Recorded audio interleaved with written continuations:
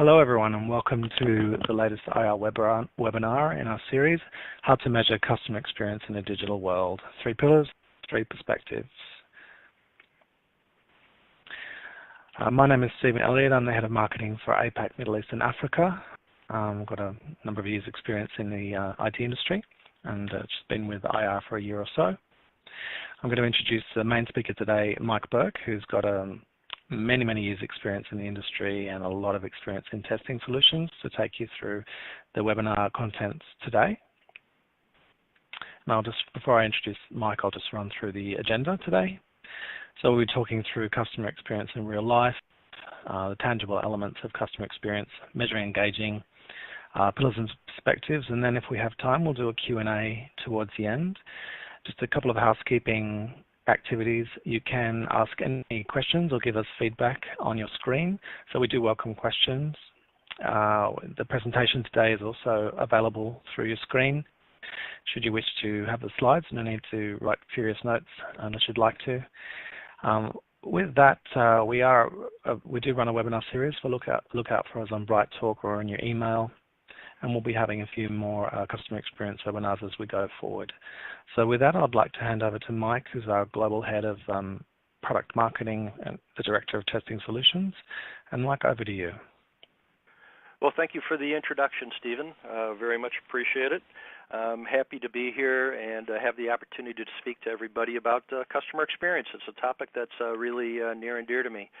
And one of the things that I think we're all painfully aware of in today's world is that customer experience is at the top of everybody's list. It's probably the topic of every third email that I receive, and of course customer experience delivered by technology is critically important during the best of times and during the busiest of times, which we're kind of coming up on.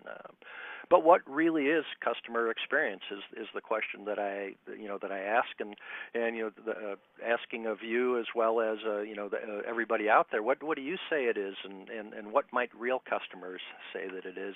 And that's what and that's the topic that I'd like to speak to here. And customer experience is important because if the technology in your contact center lets you down, customers are likely to wander away or become frustrated or actually maybe flame on you. And so what you really need to think about is what do customers really care about when they reach out to your brand, to your company, through the contact center? And really what's on their minds is, themselves and what they want to do right now, and whether or not your brand and your technology and your contact center really meets them. They don't really care about the fact that it's a cloud or that you've got SIP trunks or anything like that. It's the furthest thing from their mind, and it's really of no interest to them whatsoever. Customers use the contact center to do the everyday tasks that are built into our lives, whether they're researching a product, trying to buy something or sell something or pay their bills or do whatever it is that they do. They're using self-service via the voice channel and IVRs, the web channel and web pages and websites and mobile applications. And the other thing is that when they choose to interact with your brand, they may need help. They may want some agent interaction, however it is they choose to seek it. But they've got busy lives to lead, and they want to make sure that, or what's important to them is that they get what they're looking for when they need it, because they're busy and they do have a lot to do. And whatever it is that they're doing, they want to be able to do it effectively and efficiently, especially with the new generations of consumers that are coming into the marketplace that have been living with technology since they were old enough to hold a smartphone or a tablet. And for those customers, knowing who I am and where I've been on my journey is a part of doing it efficiently. And you need to make sure that your technology is doing that. Now, customer experience is all about, in the contact center space, is all about how customers experience the technology. And if you think about it, that technology has to be there when the customer needs it or wants to use it. It needs to do what they want it to do. And as I mentioned before, it's got to be efficient and easy to use. Well, your challenge as the as the person, the organization, the brand that's providing that technology is how do you figure out whether or not you're delivering the experience you intend to deliver? And do you ask, do you measure, what do you do? And if you do measure, what are the things that you measure? Well, let's take a look at it again from that customer perspective. The tangible elements of customer experience are availability, functionality, and performance. Those are the things that you need to understand because that's what the customer really experiences when they try to do something. It's there when they want to use it. It does the things that they want it to do, and it does it well enough that they don't just jump into a zero-out situation or hang up and maybe go to a different brand. Well, it may sound easy, but how do you measure customer experience? Maybe the first thing you might think about doing is asking your customers, how do they feel about it? And voice of the customer programs are all about that sort of thing. Whether you're doing post-call surveys over the telephone line or using SurveyMonkey or pop-up surveys on a website, follow-up email asking people to provide you feedback. And when you conduct a voice of the customer program, you collect those most common customer experience metrics. What I call the happy talk metrics. About customer satisfaction. How satisfied, how happy are you on a scale of 1 to 100? Or questions about effort, which are the Goldilocks questions. Was everything just right, or was it too hard? Or the crossed fingers questions, where you ask people for a net promoter score on a scale of 1 to 10. You've got your fingers crossed and hope that they're going to give you a good score. Well, when you collect this kind of information from your customer, you're getting good information and meaningful information because customer sentiment is really important. How you make people feel is really important, and that creates a bond between your brand and the customer, kind of like what happens with Apple or a company like Zappos. But how can you manage just based on feelings? Because if what you've got is somebody who's had a bad experience and is not and is not getting from that contact center technology what you intend to deliver, what are you really going to learn from somebody if they're upset or if they're emotional in one direction or the other? When you ask people, you're going to get human emotions. You're going to get subjective information. You may get impressions. You get recollections that have perhaps changed over time, and maybe it's the kind of thing where somebody comes in and says, hey, I had a problem last week and I think this is what I did, or whatever. So voice of the customer programs are really important, but they only give you one perspective on what's going on, and it can be a tough one to try to make adjustments to technology based on the outcomes that you get. So something else that you can do is maybe ask your technology what's going on, which is where the working as designed or WAD family of metrics come from. Via monitoring and managing your technology, whether you use the native tools that come with your contact center or UC platform, or with your network, or third-party add-ons that do network performance assessment. It's really important to get the impression and get the feedback from your technology about what's going on. In fact, most of us are used to seeing these kinds of WAD metrics that help us manage the technology, and they're all important. MOS score, of course, is extremely important, and whether you get them from your native tools or from some kind of an overlay process, but it gives you the kind of information that helps you move up the maturity ladder, because you need to know whether or not your technology is actually doing the stuff that it's supposed to do, but you still don't know perhaps that it's delivering the experience that's intended, because when you take a look at the internal metrics, what you're getting is technology's experience with your customers, not your customers' experience with your technology. And so in this space, what I suggest that you really have to do is act like a customer, because you may have great information from your technology about MOS scores, about network occupancy, CPU, and all that other good stuff, but if you rely on just that inside-out perspective on whether or not your technology is working, you may be oblivious to what's really happening. And think about the situation where all the technology within, say, the contact center is working perfectly. A customer has dialed in, has gotten into the banking application, has done the identification and authentication steps necessary to retrieve their account balance information or to find out what their mortgage payment's going to be. But when they actually try to retrieve the information, what they hear within maybe a half a second is, "I'm sorry, that information isn't available right now. Please hang up your call and try again." Where the third-party data processing organization had a failure, everything in the contact center itself worked great. The customer could get in, could get access to the technology, could navigate the IVR, but the experience that was delivered was not the proper experience. If you're just monitoring your contact center technology, everything would look like it was working just fine, and you could be surprised by that. And if something like that happens, what do your customers think? Are they going to give you a pass because your internal instrumentation told you everything was cool, even though the experience that they got wasn't the appropriate one? What if they tried dialing the phone number and they never got answered? There's no way that your technology instrumentation would even pick up on that or identify that.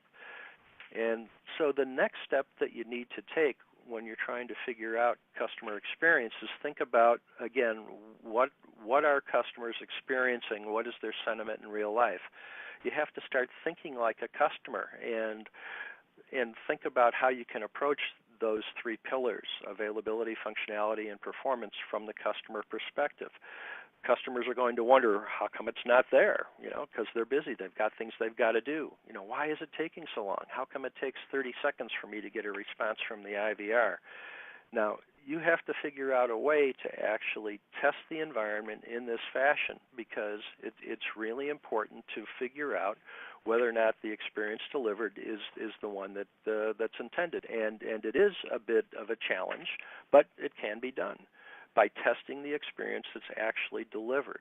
That will make, if you test the experience that's actually delivered by acting like a customer, then you'll know whether or not your technology is doing what it's supposed to do. Active testing is about thinking like a customer so you can act like a customer and be the customer. You need to have activity generated that is the equivalent of the real things that real customers do when they're really trying to use the technology in the contact center to do the things of their daily lives. And then you have to act like the customer and actually do those things in a way that you can get data that you can use so you know whether or not your technology is doing the stuff that you expect it to do. And with outside-in, automated, ongoing testing, active testing that acts just like customers, you get that critical third perspective in addition to the sentiment that comes from the voice of the customer programs, in addition to the inside-out view that you get from your internal instrumentation and your overlay tools. But when you add this perspective of, say, the mystery shopper or secret shopper who walks in through the front door and tries to use your technology, you can learn whether or not the environment that you've put together in the contact center is doing what it's supposed to do. And the contact center environment is a very complex environment. You can't just count on individual metrics for individual components because there's multiple channels. There's the omni-channel imperative that you have to deliver across channels.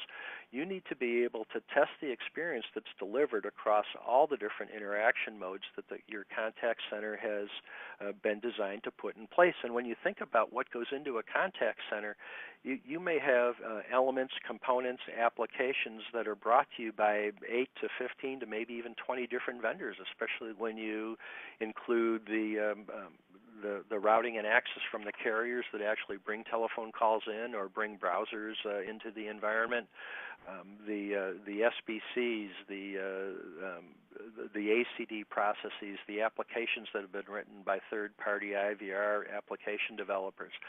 All of those elements are certainly built and unit tested the way that you expect them to are unit tested to do the things that they're supposed to do, so that you know that you know that the units are working well. But those integrations and the number of integrations that are required in the contact center space can make it really challenging to get it all right. And so active testing is a way that you can identify those tripping points in the delivery of customer experience. It helps you identify issues that you didn't expect. Nobody builds a system that they think is going to cause issues, and they might even identify issues that you don't know exist, but they're all issues that you need to know about, whether you're doing a new system implementation, you're in an operational environment, or you're just going through the normal day-to-day, week-to-week evolution of your environment based on patch updates and program application extensions and whatnot. All the things that happen along the life cycle of the contact center space. And active testing can help you at each one of those stages. So I'd like to talk a little bit about active testing at the different stages of the life cycle and what that really means. So for new implementations, one of the things that's really important to do is to stress test that environment, conduct load and performance testing against the contact center space to make sure that not just the carrier connectivity is there in terms of how many concurrent telephone calls or browsers you can connect into an environment, but what about the capacity and the capabilities of all the elements within that contact center environment? Are there enough licenses within the speech recognition technology supporting the interactive voice response system at the velocity of utterances that they're being offered when all the IVR channels are operational and are processing customer interactions? Can your SBC and can your communications manager or call manager or even your Skype for Business environment keep up with the offered traffic when it ramps up from 5 calls per second to 10 calls per second to 20 or 30 or maybe even 40 calls per second, depending upon what's happening in the external world?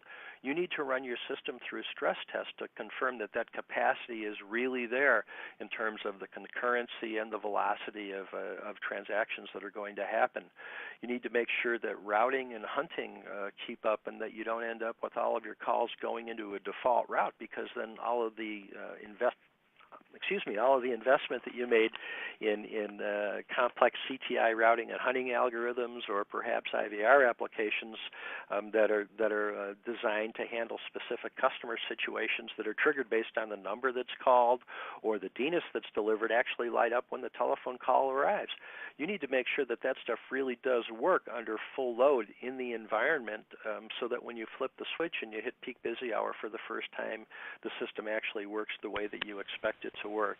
And you also need to make sure that the system can stand up and run for an extended period of time, that it's stable over a half hour to an hour period, and that the situation doesn't look like it's going to be okay based on the first 5 minutes, but then it slowly starts to weaken and things start to fall apart.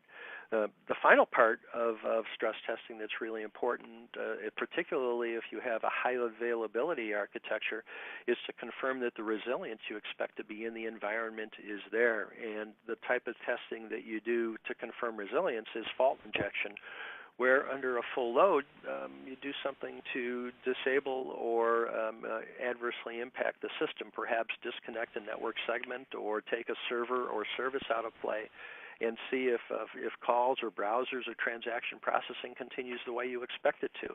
It's a really important element of putting a new system into service, and making sure that your first day of service doesn't go well for the first 10 minutes and then fall flat on its back when the peak traffic really hits.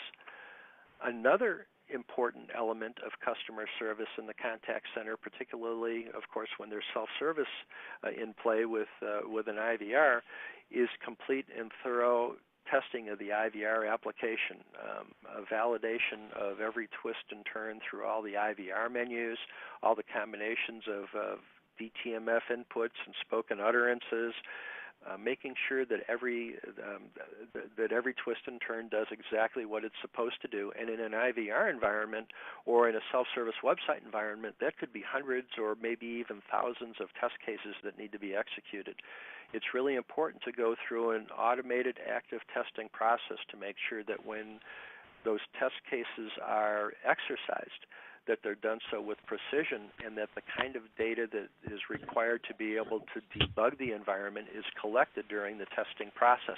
And with active testing, you can get that kind of information, including recordings of telephone calls from start to finish in both the load testing environment and in the feature function environment. And once you've gotten all the bugs out and wrung everything out and put a new system into production, there's a case for active testing from in that operations environment. And the process we have available is called heartbeat experience testing. Heartbeat experience testing is about accessing and interacting with contact center or unified communications technology on an ongoing basis, every 5 minutes or 10 minutes or 20 minutes, whatever criticality is dictated by the environment. Some applications are more important than others. But the important thing about active testing using known test case scripts is that those test case scripts always do the same thing, so they always know what to expect, and they know how long it's supposed to take for the system to answer or to respond to a query that's going against the database, and so it knows if there's something wrong. If you think about it, customers may use your technology and they may become familiar with it, but customers aren't going to know if something is working the way that it's supposed to or not. And so it's really important to put an active testing process in place that always is accessing and exercising your technology to confirm that it's available, functioning, and performing the way that it's supposed to, the three pillars of customer experience. One other element of production operations that's really important is proactive experience management, end-to-end visibility of teletraffic within your environment from the SBC and the point of entry into your environment, and all the way out to when calls are delivered out to an endpoint. And with the Prognosis Experience Management Suite coupled with Prognosis Active Testing, you can get information that allows you to have proactive issue identification from the customer experience perspective that leads you directly into the type of inside-out information associated with the elements of the network environment that might have been involved with a call that encountered a problem inside the environment. It's a very effective, time-effective mechanism for figuring out what's going on within your environment and whether or not the experience being delivered is the experience that you intend. And if it's not, what's involved in causing an issue with the experience. Another important element in the life cycle of the contact center is that, as I said before, there's going to be updates, there's going to be upgrades, and also you're going to have, in many of our businesses, the calendar providing peak traffic intervals, and during those downtimes, things could happen in the underlying environment that you may not be aware of until a peak traffic load hits. And so this concept of release management assurance is really important to make sure that whenever you've made a change to the environment, whenever you've done a program upgrade, or if you've expanded capacity, that stress testing and regression testing of your IVRs are conducted to make sure that all that technology is really doing what it's supposed to do and again, delivering that experience that you expect it to. And that ongoing heartbeat experience testing against a production environment to make sure that critical customer-facing functionality is always there and doing what it's supposed to do is a really important element of making sure that customer experience and the three pillars of customer experience are standing tall and you're delivering the experience that you intend to. Now, as I went through this whole process, what I intended to communicate is that there's three different perspectives on customer experience, and they're all really important. You need to know how your customers feel about the way your technology is treating them, and voice of the customer programs are really good for getting that sentiment and getting the emotion from your customers so you know how they feel. Monitoring and managing your equipment, of course, are extremely important. You need to be on top of what's happening with your technology so that you're not always in a reactive, chaotic mode. need to be ahead of the game and understand what's really going on a regular basis within your environment. And those two elements, those two perspectives on customer experience are really important. But that third perspective that comes about from active testing, where you test whether or not your customers are getting the experience you intend, where you're outside looking in, acting like customers, trying to use contact center technology, is what you need to pursue to make sure that those three pillars really are standing tall. You need to be able to gather the data that's tangible and factual and detailed, that's actionable, that you can use to rapidly address any issues with the customer service experience that's being delivered by your technology. And if you put all three of these perspectives together and you actively test against the three pillars of customer experience, you can be certain that your contact center technology is contributing to your brand and creating brand advocates. And it's a process that's known to work. We've been in the business of doing this for a good 20 years, and we know that making sure that the experience delivered is the one you intend works well for your customers. So, Stephen, with that, I've pretty much made it to the end of the prepared material and remarks that we have. How does it look from a question perspective? Have we got anything that we need to respond to at this point in time? Yeah, thanks, Mike. We do have a couple of questions. One of the questions is, what kind of CXP issues does the testing you've described uncover? Well, the most common issues, I guess I should back up and say, it depends upon the kind of testing that we're conducting.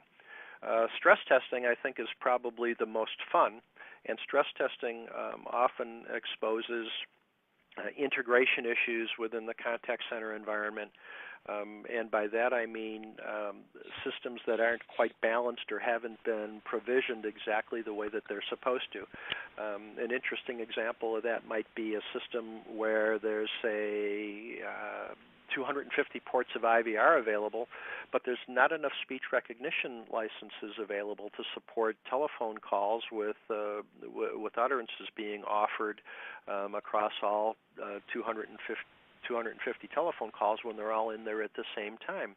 So from a stress testing perspective, it's that balance within the contact center is one of the most common issues that's identified.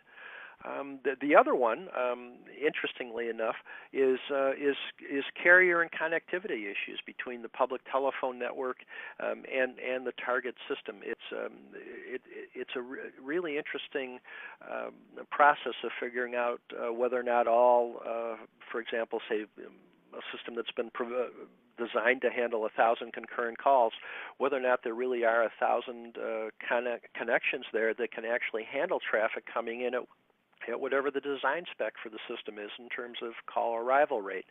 And so that capacity in terms of both the number of concurrent calls and the velocity of calls coming and going, particularly in an IP environment, is a really critical thing to test. And one of the areas where people find out that their SBCs are undersized, or that their or that their ACD processes can't handle traffic at the rate that it's coming and going, because in the IP environment, unlike in the legacy POTS environments or ISDN environments, the calls disconnecting put as much of a load on the environment as calls connecting, and that has to be taken into account in the design and implementation of the environment. And the only way to find out whether or not you've really got enough capacity is to actually load it up and hit it with what I like to call photon torpedoes. And so, from a stress testing perspective, the most common issues have to do with balance and integrations within the environment, and then both the capacity and the velocity of traffic on a connectivity basis. From an ongoing operations perspective, one of the most common issues that's identified by that heartbeat experience testing is actually third-party data processing issues, where we're relying, or the the IVR itself is relying on data from a third party that might be at a remote location to do something as simple as account credential verification or maybe account data retrieval, and something has happened either with the connection or with the third party data processor, and that data is not available. That scenario that I mentioned earlier. I'm sorry, that information's not available right now. Please hang up your call and try again later. The heartbeat test calling processes that we've been running for 20 years, month over month, we identify about, we generate millions of calls a month, and about 5% of those calls encounter some kind of an issue. And the most common issue we identify is that third-party data processing issue. And then after that, the second most common issue that we identify is inability to connect. Here in the States, it might be a toll-free number where the translations have gone sideways for some reason, or perhaps the number's been hijacked and calls are being delivered to an inappropriate location. Those tend to be the most common issues that we do identify. Okay, great. We've got a couple more questions and a little more time. Somebody's asked, what is the difference you find between load testing and experience testing? Well, load testing is all about capacity and resilience. Some of the items that I mentioned, a little bit earlier, and so it's usually associated with an event, and whether it's a new system implementation or some kind of an update or an upgrade or an expansion of capacity or maybe changing something in the infrastructure. So load testing is one of those things that you do when you've made a change to the environment or you're creating a new environment, and so load testing is always clustered around an event. It's kind of like I think I mentioned earlier, it's like the test flight of an airplane before you put customers on it. You want to make sure that it can really take off and fly for the period of time that you expect it to fly without the wings falling off or the plane crashing to the ground. As opposed to experience testing, heartbeat experience testing is about sampling and reporting upon the availability, functionality, and performance of the customer-facing technology in a production operations environment.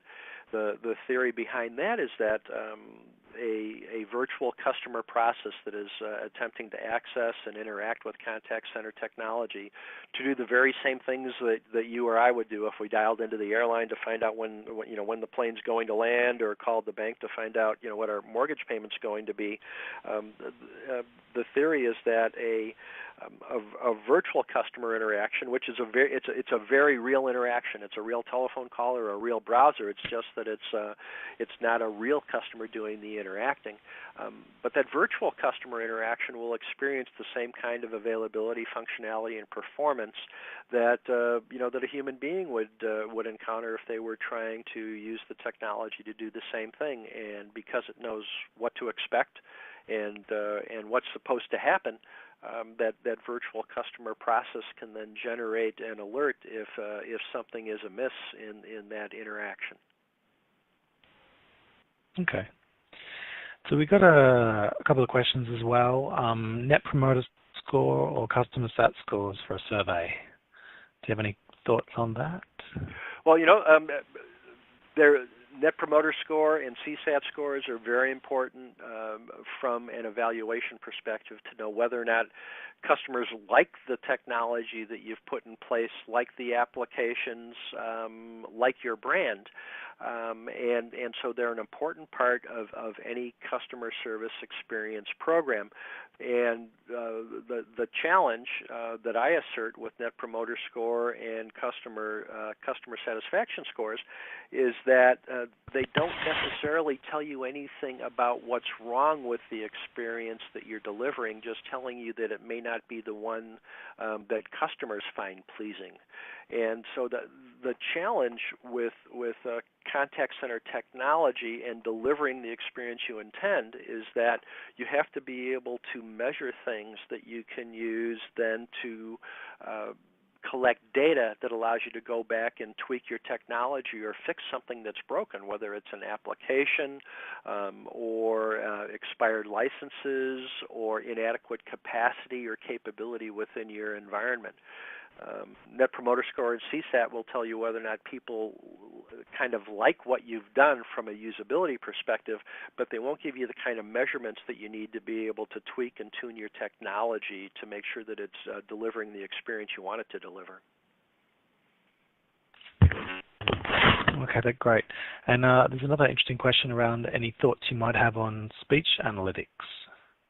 Well, speech analytics are a really cool thing from a compliance perspective, for one, and real-time speech analytics can certainly influence agent interaction with a customer, and again, very important elements of managing a contact center and providing the kind of brand interaction with a customer that could be dynamic if you've got real-time speech analytics, listening to a customer, evaluating sentiment, thinking about which way a customer might be leaning, giving suggestions to the agent for how to lead the conversation or to react. It's a very important contribution to overall customer experience. But speech analytics in that context are not something that the active testing process we have can test for. One of the things, one other application of speech analytics is post-interaction processing to make sure that